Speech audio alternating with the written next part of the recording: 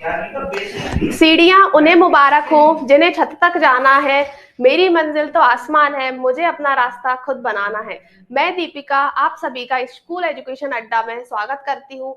कल हमने कक्षा 11 का रसायन विज्ञान स्टार्ट किया था और रसायन विज्ञान में मैंने आपको बताया था कि जो हमारा 100 नंबर का पूरा पेपर होने वाला है उसमें से लगभग लगभग 25 से 30 नंबर के आपके जो विकल्प वाले क्वेश्चंस हैं वो आएंगे, विकल्प वाले प्रश्न आएंगे और उसके बाद क्या होता है आपके प्रैक्टिकल्स के या फिर आपको बाकी नंबर्स 30 मार्क्स आपको प्रैक्टिकल्स के दिए जाते हैं और उसके बाद जो बचे हुए प्रश्न हैं वो आपके आते हैं आपकी बुक से रिलेटेड। तो कहने का मतलब क्या है, 70 मार्क्स का आपका थ्योरी वाला पेपर होगा। 70 नंबर आपको दिए जाएंगे थ्योरी के लिए, मतलब आपको लिखित एग्जाम देना है और 30 नंबर की आपका प्रैक्टिकल होगा। 30 नंबर के आपके प्रैक्टिकल होंगे, कुछ एक्सपेरिमेंट मैं भी यहाँ पर करके दिखाऊंगी आपको।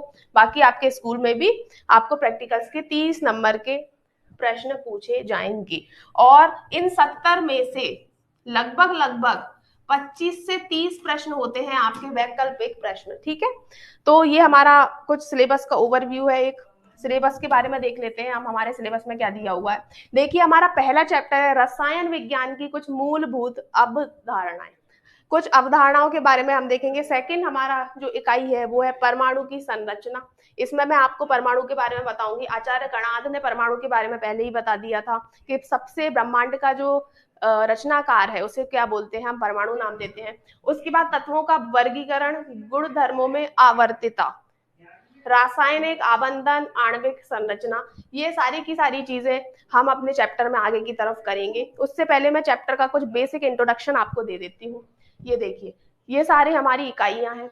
देखिए केमिस्ट्री जो रसायन विज्ञान जो हमारा सब विषय है उसमें हम ये देखते हैं कि दूध से दही में कैसे परिवर्तित हो गया, दूध जो था वो दूध से दही में कैसे परिवर्तित हो गया, ये हम देखते हैं किसमें, रसायन विज्ञान में।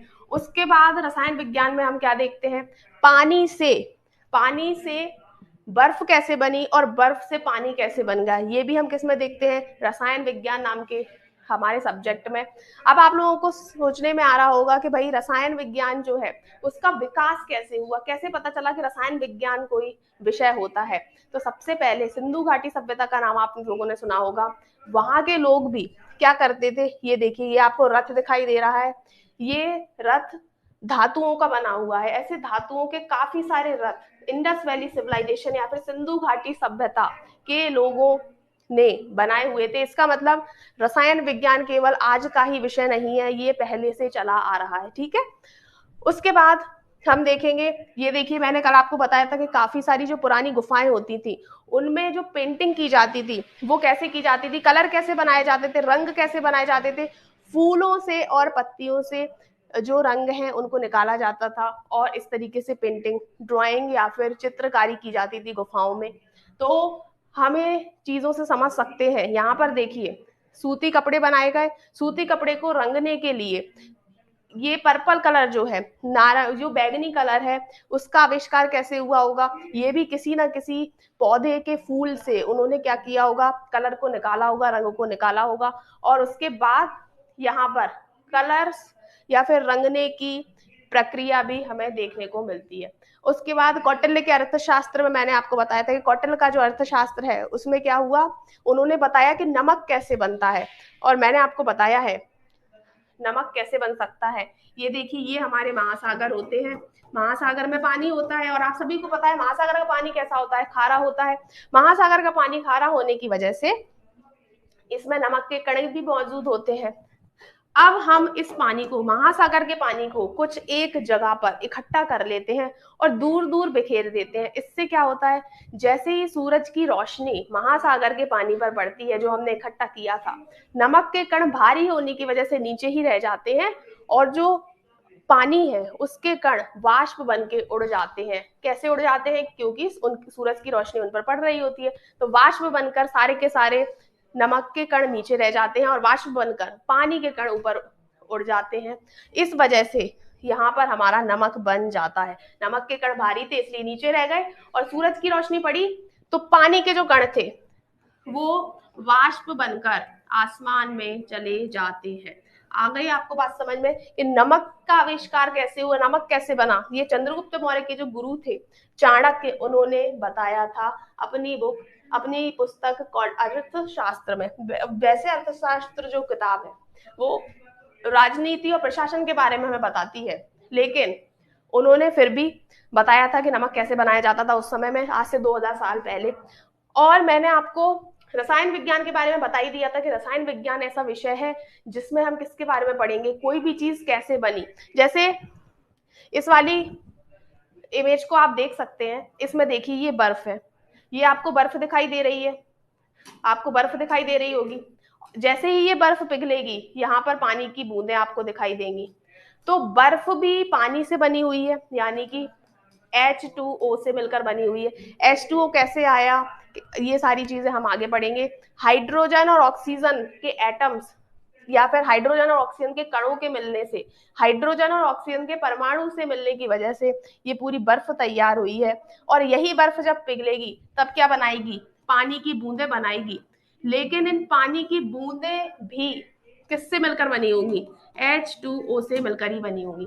अब आपको रसायन विज्ञान इस प्रश्न का उत्तर देगा कि बर्फ से पानी कैसे बना और पानी से बर्फ कैसे बनी। क्यों? क्योंकि बर्फ भी H2O थी, पानी भी H2O था। फिर ऐसा क्या हो गया कि बर्फ से पानी बन गया और पानी से बर्फ बन गई। अब देखा इसका तो एक्सपेरिमेंट आपने घर पे किया होगा। जैसे ही आप पानी को फ्रिज में रखेंगे बर्फ देखने को मिलेगी और फ्रिज से बाहर निकालते ही वो पानी बन जाता है। ये डेवलपमेंट विकास अगर देखें रसायन विज्ञान का, तो ये देखिए सिंधु घाटी सभ्यता, वहां पे धातुओं की क्या बनाई जाती थी, रथ और खिलौने बनाए जाते थे, इसलिए उन्हें धातुओं के बारे में नॉलेज थी, धातुओं के बारे में जानकारी थी, ये हम कह सकते हैं। गुफाओं पर जो चित्रकारी की जाती थी उसमें रंग कैसे प्रयोग में लाए जाते थे, तो जो पेड़ पौधे हैं उनकी छाल से या फिर उनके फूलों से या फिर बीज से या फिर पत्तियों से रंग निकाले जाते थे और इस तरह की गुफाओं में आपको चित्रकारी देखने को मिलती है। उसके बाद ये देखिए कपड़ों को अगर रंगना है तो उसके लिए भी ये लोग किसका प्रयोग करते थे, पहले के जमाने में 2000 साल पहले लोग किसका इस्तेमाल करते थे, पेड़ की छाल या फिर फूल और पत्तियों के कलर का, रंग का। नमक का मैंने बता दिया कि नमक जो हम सोडियम क्लोराइड ये इसका फॉर्मूला होता है NaCl। ये हम जो खाते हैं नमक का यूज करते हैं। तो नमक कैसे बनता है, इसका आंसर भी आपको रसायन विज्ञान देगा कि नमक के कण काफी भारी होते हैं। महासागर में नमक घुला हुआ होता है, महासागर का और सागर का पानी खारा होता है, नमक इसमें घुला हुआ होता है। नमक के कण काफी भारी होने की वजह से नीचे ही रह जाते हैं और सूरज की रोशनी जैसे ही किस पर पड़ती है, हमारे महासागर के पानी पर पड़ती है, तो महासागर का पानी गर्म होता है और उसके कण, पानी के कण तो वाष्प बनकर ऊपर चले जाते हैं, लेकिन नमक के कण भारी भारी नीचे रह जाते हैं। इस वजह से नमक बचा रह जाता है और पानी भाप बनकर उड़ जाता है। अब ये देखिए आप धातुओं के नाम, आपको धातुएं पता होंगी। धातु क्या होती हैं, हमारे जो तत्व हैं, जितने भी प्रकृति में मौजूद तत्व हैं उनमें से कुछ तत्व धातु होते हैं, कुछ अधातु होते हैं। तो धातु क्या होती हैं, जिनसे आप आसानी से करंट पास करवा पाए या फिर हीट को पास करवा पाए, जो अपने अंदर आसानी से करंट को पास करवा सकते हैं या फिर ऊर्जा को, ऊष्मा को पास करवा सकते हैं, उन्हें बोलते हैं कि धातुएं हैं। जैसे कि आपने गोल्ड का नाम सुना होगा, सोने के बारे में सबने सुना होगा, सोने के आभूषण बनाए जाते हैं। सोना सबसे महंगा क्यों होता है, क्योंकि इसमें जंग नहीं लगती। लोहे में आपने सुना होगा जंग लगती है, लोहे में आपने सुना होगा जंग आसानी से लग जाती है, लेकिन सोने में कभी भी जंग नहीं लगती। इसलिए सोने के जो आभूषण है काफी समय तक चलते रहते हैं, इसलिए सोने की कीमत भी ज्यादा होती है। उसके बाद आपने देखा होगा कांस्य, तांबा, तांबे के जो तार होते हैं वो हमारे घरों में विद्युत के चलने के लिए, विद्युत आगे बढ़ सके, हमारी जो इलेक्ट्रिसिटी है, हमारा जो करंट है, उसके प्रवाह के लिए हम कॉपर के तार का यूज करते हैं। मैंने आपको क्या बोला, ऐसे तत्व जो खुद में करंट पास करवा पाए या फिर ऊष्मा को पास करवा पाए वो क्या कहलाएंगे, धातु कहलाएंगे। और उनमें से एक धातु है तांबा। और इस तांबे का उपयोग हम घरों में तार लगाने के लिए उपयोग में लाते हैं। इस तांबे का यूज हम करते हैं, जो आपने देखा होगा पंखे तक जो लाइन जाती है, हमारे तार जाते हैं, वो तार किसके बने होते हैं? तांबे के, क्योंकि तांबा क्या होता है, अपने में से करंट पास करने देता है। ठीक है। उसके बाद आपने पीतल का नाम सुना होगा, पीतल के लोटे वगैरह या फिर बर्तन, इन सारी चीजों को बनाया जाता है। चांदी के सिक्कों के बारे में आपने सुना होगा। तो ये सारे रसायन विज्ञान के अंदर हम इन धातुओं के बारे में भी आगे पढ़ने वाले हैं। उसके बाद मैंने आपको बताया था कि रसायन विज्ञान का उपयोग किन किन क्षेत्रों में किया जा सकता है। ये सारी चीजें आपका जो पहली इकाई है, रसायन विज्ञान की कुछ मूलभूत अवधारणाएं, उससे ही रिलेटेड विषय है, उससे ही रिलेटेड ये हमारा टॉपिक है। ये देखिए किन किन क्षेत्रों में रसायन विज्ञान का उपयोग होता है। सबसे पहले हमारी पाचन क्रिया में आप देख पाते होंगे, आप डॉक्टर के पास जाते हैं तो डॉक्टर आपको क्या बोलता है कि आपको किन किन चीजों की जरूरत है। सबसे पहले आपको हड्डियां मजबूत करना है तो कैल्शियम की जरूरत होती है। उसके बाद आपको मैग्नीशियम की जरूरत होती है, मैग्नीशियम की आवश्यकता होती है। उसके बाद आपको पोटेशियम की आवश्यकता होती है। तो इन सारे तत्वों की आपको आवश्यकता होती है जिससे आपकी हड्डियां मजबूत हो। दंगल मूवी सबने देखी होगी, वो जो लड़कियां हैं उन्होंने बोला कि भाई हम भी लड़कों से कम नहीं है, तो वो दंगल आपने मूवी देखी ही होगी। तो दंगल में जैसे उनकी बॉडी थी, ऐसे ही हमारी हड्डियां मजबूत हो, उसके लिए कैल्शियम मैग्नीशियम और ऑक्सीजन, कैल्शियम मैग्नीशियम और पोटेशियम, इन तत्वों का हमारे शरीर में होना बहुत आवश्यक हो जाता है। इसलिए हमारी पाचन क्रिया में देखोगे या फिर हमें स्वस्थ रखने के लिए इन तत्वों का क्या होता है, बहुत बड़ा योगदान होता है। और पाचन क्रिया में आपने सुना होगा, और हमें ऑक्सीजन की जरूरत होती है। आप लोग सांस लेते हैं तो कौन सी गैस आप अंदर लेते हैं? जैसे हवा है, हवा में काफी सारी गैस प्रेजेंट है, काफी सारी गैस की उपस्थिति है हवा में, लेकिन आप कौन सी गैस अंदर लेते हैं? केवल और केवल ऑक्सीजन, जिसे हम प्राणवायु बोलते हैं। उस ऑक्सीजन गैस का इस्तेमाल आपको करना होता है, किसके लिए? ऊर्जा बनाने के लिए। आपका शरीर जो एक कोशिका होती है, कोशिका के अंदर होता है माइटोकॉन्ड्रिया, और माइटोकॉन्ड्रिया में जो हमारा ऑक्सीजन है उसकी उपस्थिति में एनर्जी का उत्पादन होता है, ऊर्जा का उत्पादन होता है, और उस ऊर्जा का उपयोग आप किसमें करते हैं? किसी भी काम को करने में करते हैं। और पेड़ पौधे अपना खाना कैसे बनाते हैं? वो करते हैं किसका उपयोग? कार्बन डाइऑक्साइड का। जैसे मान लीजिए मेरे सामने एक पेड़ है, मैंने हवा अपने अंदर ली, ऑक्सीजन का उपयोग किया, फेफड़ों में ऑक्सीजन गई, फेफड़ों से पूरे रक्त में ऑक्सीजन गई, और ऑक्सीजन का इस्तेमाल कोशिका में जाकर किसके लिए किया जाता है? ऊर्जा के उत्पादन के लिए। मुझे एनर्जी मिल गई, ऊर्जा मिल गई। अब मैंने जब सांस छोड़ी तब मैंने क्या किया? कार्बन डाइऑक्साइड को वातावरण में छोड़ा, और वो कार्बन डाइऑक्साइड कौन ले लेते हैं? पेड़ पौधे ले लेते हैं अपना खाना बनाने के लिए। ठीक है। तो हरी पत्तियां होती हैं, हरी पत्तियों में क्लोरोफिल होता है, आप लोगों को पता ही होगा। और क्लोरोफिल और सूरज की रोशनी में पेड़ पौधे कार्बन डाइऑक्साइड की सहायता से अपना खाना बनाते हैं। तो सबसे पहले स्वास्थ्य के क्षेत्र में क्या हो गया? रसायन विज्ञान का महत्वपूर्ण योगदान है। उसके बाद दवाइयां, आप बीमार हो जाते हो, वैसे तो हमें आयुर्वेदिक को अपनाना चाहिए, जड़ी बूटियों की सहायता लेनी चाहिए और मेहनत और पसीना बहाना चाहिए ताकि आप बीमार ना पड़े। पर कभी बीमार पड़ जाते हैं तो ये दवाइयां जो हैं ये भी केमिकल्स की, रसायनों की सहायता से बनाई जाती हैं। उसके बाद ऊर्जा के क्षेत्र में मैंने आपको रसायन विज्ञान का योगदान बता दिया था। गाड़ी या फिर कार, इनमें जो पेट्रोल डलवाया जाता है ये भी क्या होता है? एक तरह का रसायन ही होता है। डीजल, कैरोसिन, इन सबका लैंप देखे होंगे आपने, कैरोसिन डीजल का यूज किया जाता है। तो ये सब भी क्या है? हमारा ऊर्जा के क्षेत्र में रसायन का योगदान है, क्योंकि हम पेट्रोल का इस्तेमाल करते हैं किस लिए? अपनी गाड़ी को चलाने के लिए। उसके बाद आप देखेंगे कृषि के क्षेत्र में, कृषि के क्षेत्र में किसका भी योगदान है? रसायन का। क्योंकि यहाँ पर देखिए हम सब किसान फैमिली से बिलोंग करते हैं, तो हम सभी को पता होगा कि जो हमारी एक प्रमुख फसल होती है उसके साथ साथ काफी सारी छोटी मोटी फसलें भी उगाती हैं, और उन फसलों की वजह से क्या होता है? सूरज की रोशनी भी ये ले लेती हैं, और मिट्टी के सारे पोषक तत्वों को ये ही खींच लेती हैं। उससे क्या होता है? जो हमारी प्रमुख फसल है उसे पोषण नहीं मिल पाता। इसलिए इन छोटी मोटी फसलों को हटाने के लिए या फिर जो कीड़े मकोड़े होते हैं जो हमारे प्रमुख फसल की जड़ों को काट खाने लगते हैं, तो उन कीड़े मकोड़ों को, कीटों को हटाने के लिए कीटनाशक का उपयोग किया जाता है। उन कीटनाशक में क्या मिले होते हैं? हमारे रसायन ही मिले होते हैं। ये देखिए, ये आप देख पा रहे होंगे, ये हमारा एक किसान भाई है, ये खेतों में फसल उगाने के लिए क्या कर रहे हैं? कीटनाशकों का छिड़काव कर रहे हैं। और इन कीटनाशक, ये जो इनके पीठ पर आपको टंकी दिखाई दे रही होगी, इसमें कीटनाशक ही भरा हुआ है। और इस कीटनाशक में क्या होता है? कीटनाशक में क्या होता है?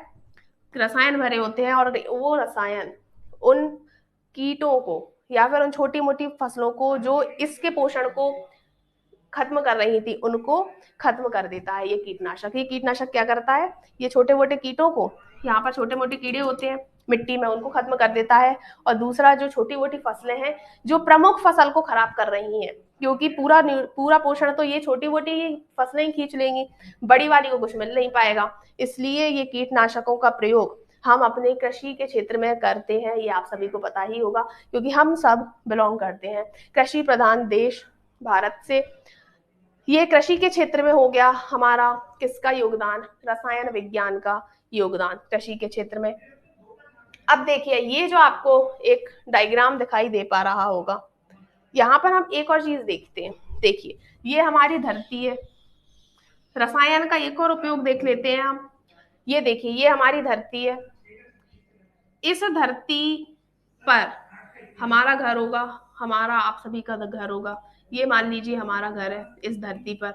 अब देखिए, यहाँ पर काफी सारे जानवर रहते हैं, काफी सारे जानवर और लोग रहते हैं। अब देखिए, सूरज की रोशनी जैसे ही धरती पर आती है, सूरज की रोशनी जैसे ही धरती पर आती है, क्या होता है?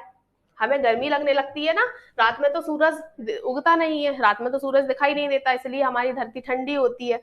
लेकिन क्या होता है कि जैसे ही सूरज की रोशनी दिन में हमारी धरती पर आती है, तो हमें गर्मी का एहसास होता है। मतलब आप कल्पना कीजिए, अगर सूरज की रोशनी धरती के वातावरण में फंसकर ही रह जाए, तब क्या होगा? अभी तो क्या होता है, सूरज की रोशनी आई धरती पर, रात के वक्त धरती से वापस सूरज की रोशनी वातावरण में चली जाती है। पहले सूरज की रोशनी दिन में धरती पर आई, हम सबको धूप मिली, गर्मी मिली, हमारी जो फसलें हैं उन्हें क्या मिली? सूरज की रोशनी मिली, पेड़ पौधों ने अपना खाना बना दिया। लेकिन अब कल्पना कीजिए, अगर ये सूरज की रोशनी एक बार अंदर आ गई और बाहर ही ना जा पाए, तब क्या होगा? तब हमारा जो तापमान है, धरती का जो तापमान है, वो कितना ज्यादा बढ़ जाएगा। फिर हमें क्या होगी? ये जो स्किन पे प्रॉब्लम्स होती है, हमारी त्वचा जो है वो रूखी हो जाएगी, हमारी त्वचा में काफी सारे रोग हो जाएंगे। और एक वक्त ऐसा आएगा कि अगर ज्यादा गर्मी हो गई तो पूरे जो ग्लेशियर्स हैं, हिमनद जो आपने देखे होंगे, पहाड़ नदियां सूख जाएंगी, हिमनद जो है पिघल जाएंगे, तो हमें पीने के लिए पानी भी नहीं बचेगा। उसके बाद हमारी धरती में जो भी पोषक तत्व हैं, हमारी धरती पहले तो उपजाऊ नहीं बचेगी। क्यों? क्योंकि धरती में फसल उगाने के लिए मिट्टी में नमी का होना जरूरी है, और नमी ही नहीं बचेगी तो हमारी फसल भी नहीं उग पाएगी। अभी नॉर्मली क्या होता है, सामान्यतः क्या होता है, धरती पर सूरज की रोशनी आती है, धरती उसे अपने पास रखती है कुछ टाइम के लिए, और रात में वो जो ऊर्जा, वो जो सूरज की रोशनी, वो जो सूरज की ऊष्मा धरती तक आई थी, रात के वक्त धरती उसे वापस वातावरण में रिलीज कर देती है, वातावरण में छोड़ देती है। इसलिए दिन के वक्त धरती गर्म रहती है, लेकिन रात के वक्त धरती ठंडी भी हो जाती है। क्यों? क्योंकि सूरज की रोशनी दिन में आई थी धरती के वातावरण में, पृथ्वी के वातावरण में, लेकिन रात के वक्त उतनी की उतनी ऊष्मा धरती से वापस भी चली जाती है। इसलिए हमारी धरती ठंडी बनी रहती है, एक बैलेंस बना होता है, ठीक है, चीजों के बीच में। लेकिन कुछ गैस, कुछ खतरनाक गैस हमारे एटमॉस्फेयर में, हमारे वातावरण में उपस्थित होती हैं, जिनका नाम है कार्बन डाइऑक्साइड, नाइट्रोजन डाइऑक्साइड। ऐसे ही काफी सारी गैस हमारे वातावरण में प्रेजेंट होती हैं, जो क्या करती हैं, एक बार सूरज की रोशनी आ गई फिर उसे बाहर नहीं जाने देती, बाहर नहीं जाने देती। इस वजह से क्या होता है, जो सूरज की रोशनी है पहले तो अंदर आ रही थी, पृथ्वी के वातावरण में आती थी, लेकिन रात में उतनी ही ऊर्जा, उतनी ही ऊष्मा वापस भी चली जाती थी, इसलिए हमारी धरती का तापमान बैलेंस में रहता था। लेकिन बाद धीरे धीरे जो पॉल्यूशन है, जो प्रदूषण है, उसकी वजह से, जो पेट्रोल हम धुआं उड़ाते हैं, जो उद्योग है और कारखाने हैं, वहां से जो धुआं निकलता है, उनकी वजह से काफी सारी गैस हमारे पृथ्वी के वातावरण में आ जाती हैं। उस वजह से क्या होता है, सूरज की रोशनी पहले अंदर आई, पृथ्वी के वातावरण में आई, लेकिन वो वापस नहीं जा पाती। ये सारी जो हमारी गैस है, ये पृथ्वी के वातावरण में आने वाली सूरज की रोशनी को वापस नहीं जाने देती। इसलिए क्या होता है, यहाँ का जो पृथ्वी का तापमान है, ये बहुत ज्यादा बढ़ जाता है। यही रीजन है कि आपने सुना होगा हमारे हिमनद पिघलने लगे हैं, समुद्र का जो पानी का स्तर है वो बढ़ना स्टार्ट हो गया है, और उसके बाद क्या हो गया है, हमारी जो फसलें हैं, बंजर जमीन, जंगलों में आग लगना स्टार्ट हो गई है। क्यों? क्योंकि गर्मी बहुत ज्यादा बढ़ चुकी है। इसलिए हमें ये प्रदूषण कम करने की आवश्यकता है। प्रदूषण कम कैसे होगा? सबसे पहले जनसंख्या कम करनी होगी, और दूसरा हमारे जो पेड़ पौधे हैं उन्हें बचाना होगा, क्योंकि पेड़ पौधे कार्बन डाइऑक्साइड गैस को खाना बनाने के लिए उपयोग करते हैं। इसलिए कार्बन डाइऑक्साइड कौन उपयोग में ले लेता है? हमारे पेड़ पौधे। अगर पेड़ पौधे ही नहीं रहेंगे तो ऑक्सीजन की मात्रा कम हो जाएगी वातावरण में। क्यों? क्योंकि ऑक्सीजन कौन देता है? पेड़ पौधे। पेड़ पौधे जब खाना बनाते हैं तो ऑक्सीजन छोड़ते हैं, वो ऑक्सीजन हम ले लेते हैं, और जब हम खाना बना लेते हैं, अपना हमारी ऊर्जा आ जाती है, तब हम ऑक्सीजन तो ले लेते हैं, कार्बन डाइऑक्साइड छोड़ते हैं। तो ये साइकिल चलती रहती है। लेकिन पेड़ पौधों को काट देंगे तो क्या होगा? ऑक्सीजन की कमी हो जाएगी, और CO2 जो है वो लेने वाला कोई होगा ही नहीं।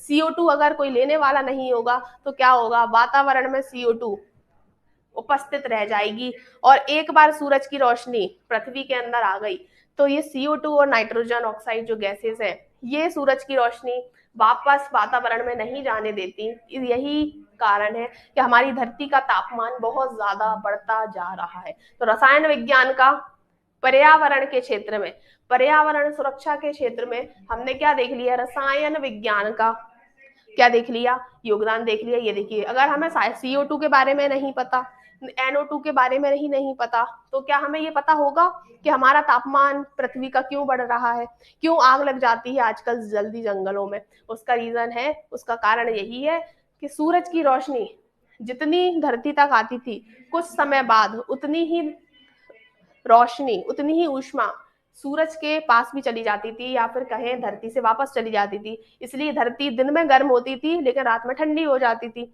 लेकिन अब आप देख पा रहे होंगे कि प्रदूषण की वजह से काफी सारी गैस निकलती है अब पर्यावरण में, और क्या होता है, ये जो गैसेज हैं प्रदूषण की वजह से भी, और दूसरा पेड़ पौधों की कमी की वजह से भी। अब ऑक्सीजन लेने वाले तो काफी सारे लोग हैं, लेकिन CO2 लेने वाले पेड़ पौधे बचे ही नहीं है।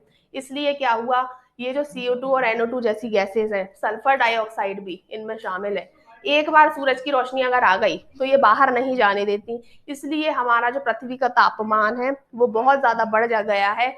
इस वजह से जो हिमनद है, हमारे ग्लेशियर्स हैं, जो फ्रेश वाटर होता है, ताज़ा पानी होता है, उसका एक स्रोत होते हैं, वो सब नदियां सूखने लगी हैं, हिमनद पिघलने लगे हैं, और सूखा पड़ने लगा है काफी जगहों पर। क्यों? क्योंकि तापमान ज्यादा हो गया, गर्मी ज्यादा हो चुकी है हमारी धरती पर।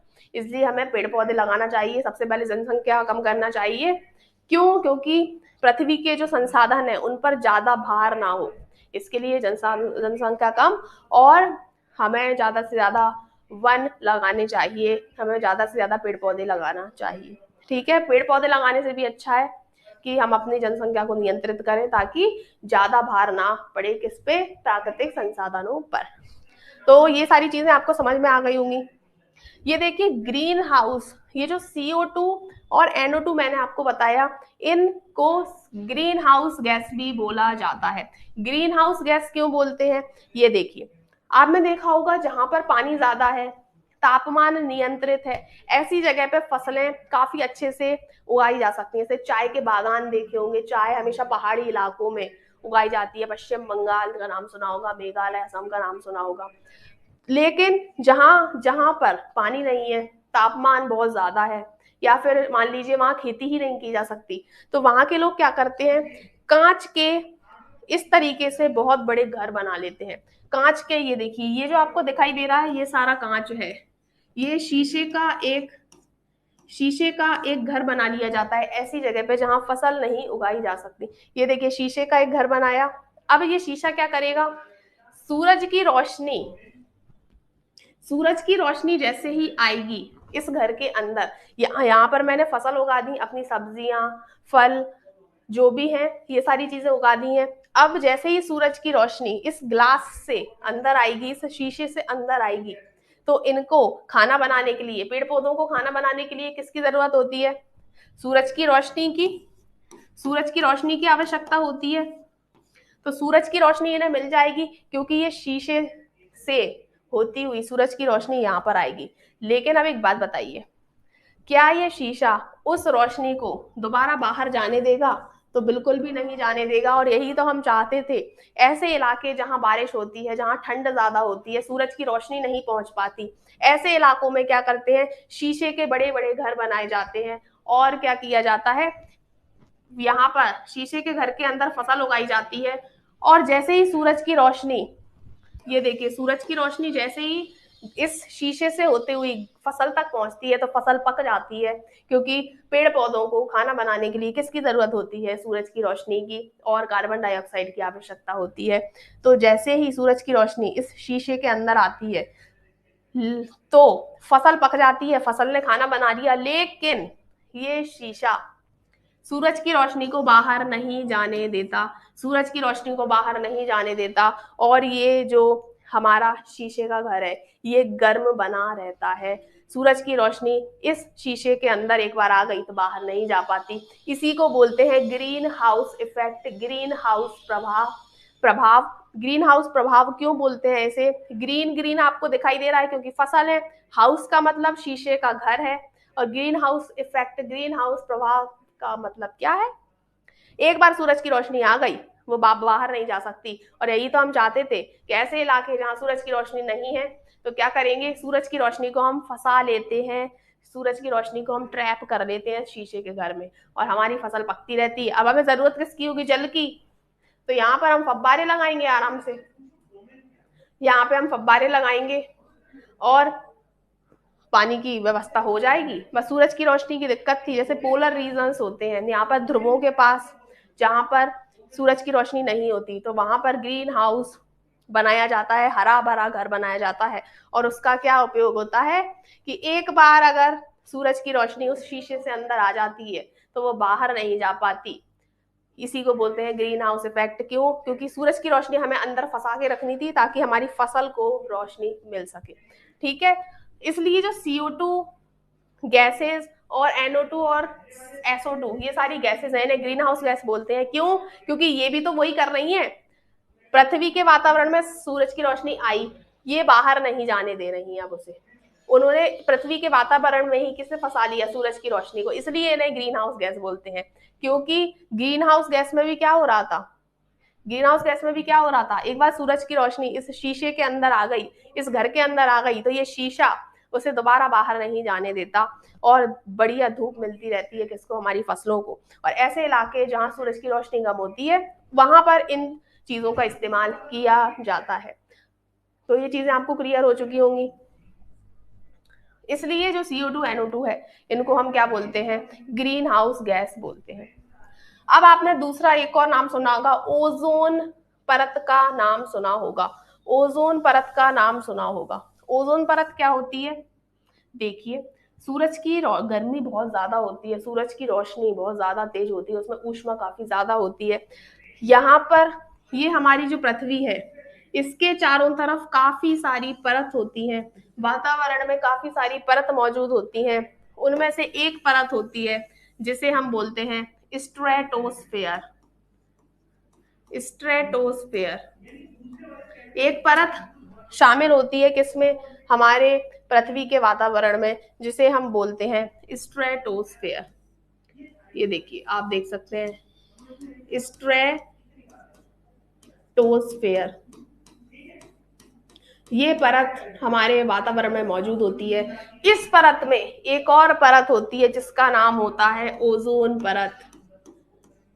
ओजोन परत, ये जो स्ट्रेटोस्फेयर परत है ये धरती से 30 किलोमीटर की ऊंचाई पर होती है, लगभग 30 से 40 किलोमीटर की ऊंचाई पर। और इसी लेयर के अंदर, इसी परत के अंदर ओजोन परत होती है। ये ओजोन परत क्लोरोफ्लोरोकार्बन से मिलकर बनी हुई होती है। क्लोरोफ्लोरोकार्बन से मिलकर बनी हुई होती है। क्लोरोफ्लोरोकार्बन, ये देखिए, क्लोरोफ्लोरोकार्बन से मिलकर बनी हुई होती है। ये क्लोरोफ्लोरोकार्बन से बनी हुई परत क्या करती है, ये देखिए, क्लोरोफ्लोरो कार्बन से मिलकर ये परत बनी होती है। ये परत का, इस परत का काम क्या होता है, सूरज की रोशनी धरती पर आने से रोकना। सूरज की रोशनी धरती पर आने से रोक देती है। जो खतरनाक किरणें होती हैं सूरज की, ओजोन परत उन खतरनाक किरणों को धरती पर आने से रोक देती है, जिससे क्या होता है, हम सूरज की खतरनाक किरणों से बच जाते हैं और हमें बीमारियां नहीं होती। अगर ओजोन परत नहीं होती तो क्या होता, सूरज की रोशनी पूरी तरीके से धरती पर आ चुकी होती और फिर क्या होता, जो हमारा त्वचा है वो रूखी हो जाती और काफी सारे त्वचा के कैंसर होने के भी क्या रहते हैं, चांस रहते हैं। इसलिए बोलते हैं ये क्लोरोफ्लोरोकार्बन से बनी होती है ये परत। ये परत जो है, अगर प्रदूषण ज्यादा होता है तो ये परत धीरे धीरे खत्म होने की कगार पर है, थोड़ी थोड़ी खत्म होने लगी है, क्योंकि प्रदूषण बढ़ता जाता है तो ये क्लोरोफ्लोरोकार्बन से बनी परत खत्म होने लगती है।